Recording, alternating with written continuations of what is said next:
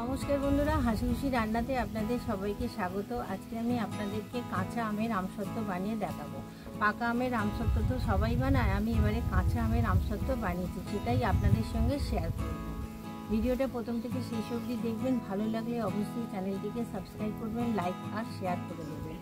তাহলে চলুন আমি কিভাবে কাঁচা আমের আমসত্ত্ব বানিয়েছি সেটাই আপনাদেরকে দেখাবো। প্রথমে আমি কড়াতে দিয়ে দেব জল। এবার আমি আমগুলোকে এই জলের মধ্যে সেদ্ধ করতে দেব। দেখুন আমগুলো আমি এরকম ছোট ছোট করে কেটে রেখেছিলাম, দিয়ে আমি ভালো করে নাড়িয়ে নেব। দেখুন এবার নাড়তে নাড়তে আমগুলো প্রায় সেদ্ধ হয়ে গেছে। আমি এটাকে ভালো করে মেখে নেব। আপনারা এটা মিক্সিতেও গ্রাইন্ড করে নিতে পারেন।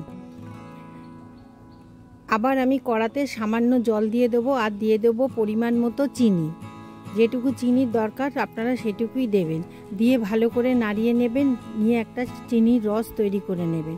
এবার যে আমটা সেদ্ধ করে আমি মেখে রেখেছিলাম সেই আমটা এই রসের মধ্যে দিয়ে আমি ভালো করে নাড়াতে থাকবো। নাড়াতে নাড়াতে দেখবেন এটা প্রায় ঘনই হয়ে এসছে।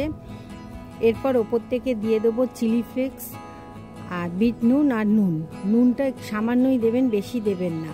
আর যদি চিনি দরকার হয় তাহলে সামান্য চিনিও অ্যাড করতে পারেন। এইভাবে নাড়াতে নাড়াতে দেখুন কত সুন্দর ঘন হয়ে গেছে।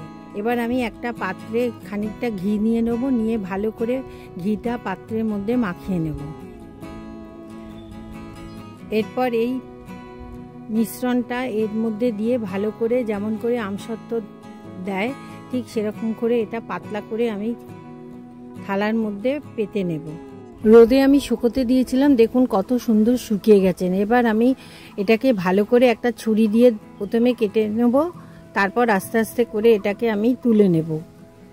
এর মধ্যে আমি কোনো ফুড কালার দিইনি, আপনারা ফুড কালার দিতে পারেন, ফুড কালার না দিয়েও আমার দেখতে কত সুন্দর হয়েছে। দেখুন এইভাবে আস্তে আস্তে করে এটাকে টেনে নেব, দেখুন কত সুন্দর দেখতে লাগছে।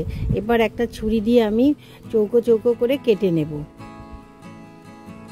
এইভাবে আপনারা বানাবেন, দেখবেন খেতে খুব ভালো হয়েছে। আমরা টেস্ট করে দেখেছিলাম তো, খুব সুন্দর খেতে হয়েছে। আপনারা অবশ্যই এটা বানাবেন আর আমাকে অবশ্যই কমেন্ট করে জানাবেন। পরের ভিডিওতে আপনাদের সঙ্গে আবার দেখা হবে।